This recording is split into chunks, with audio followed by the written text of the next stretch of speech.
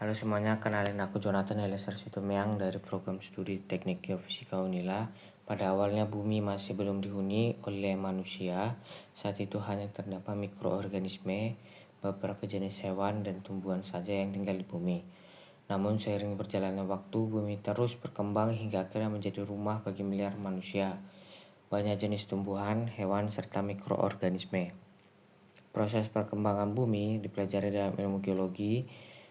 Bumi bisa dipelajari lewat pembabakan sejarah, lebih tepatnya periode masa prasejarah. Adapun pembabakan sejarah dalam ilmu geologi dibagi menjadi 4, zaman Arkaikum, zaman Paleozoikum, zaman Mesozoikum, dan zaman Neozoikum. Mari kita bahas satu persatu.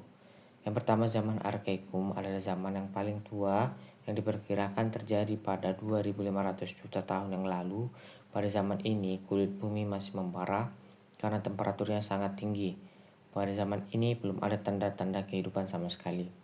Bumi masih dalam proses pembentukan menjadi zat padat.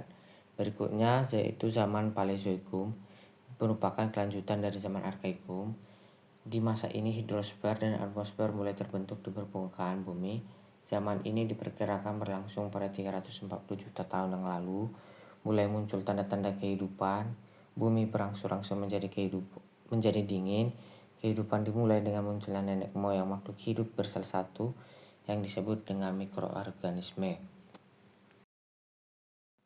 Ada pula beberapa jenis ikan, amfibi, dan binatang melata ataupun reptil. Binatang bertulang belakang pada zaman ini jumlahnya masih sedikit.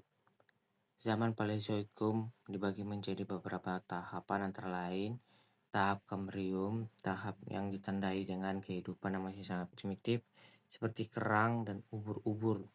Selanjutnya ada tahap Silur, zaman di mana mulai ada hewan bertulang belakang, yaitu seperti ikan. Kemudian tahap selanjutnya, tahapan Devon, ditandai dengan mulai adanya binatang sejenis amfibi terdua. Lalu ada tahap Karbon, ditandai dengan adanya binatang merayap berjenis reptil. Dan terakhir yaitu tahap Purm, ditandai dengan adanya hewan darat, ikan, air, tawar, dan amfibi. Zaman berikutnya adalah zaman Mesozoikum. Zaman ini disebut zaman reptil karena reptil besar mulai bermunculan seperti dinosaurus dan Ankylosaurus. Zaman kehidupan pertengahan berlangsung pada 140 juta tahun yang lalu. Bumi terus mengalami perkembangan sehingga kehidupannya ikut berkembang. Berkembangnya kehidupan di bumi dan dengan munculnya binatang bertubuh besar. Selain itu, berbagai jenis burung sudah mulai ada.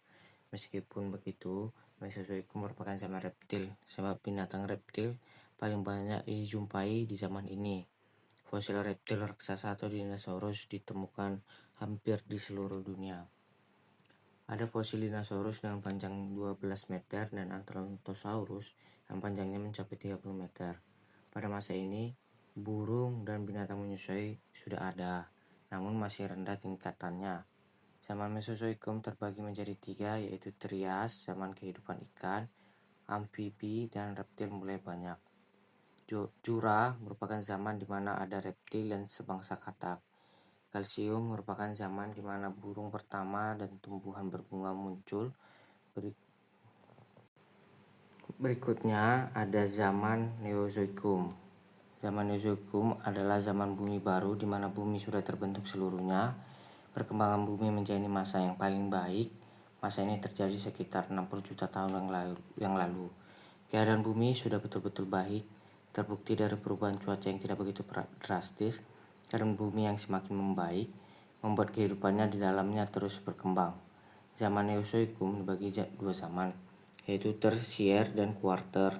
Zaman tersier adalah zaman di mana binatang menyusui, sejenis monyet, kera, dan reptil raksasa mulai lenyap. Pada akhir zaman ini sudah ada jenis kerah manusia. Kemunculan zaman ini ditandai dengan munculnya tenaga endogen yang dahsyat sehingga mematahkan kulit bumi. Kejadian tersebut membentuk rangkaian pegunungan besar di seluruh dunia. Pegunungan tersebut menimbulkan letusan gunung berapi yang membentuk relief permukaan bumi.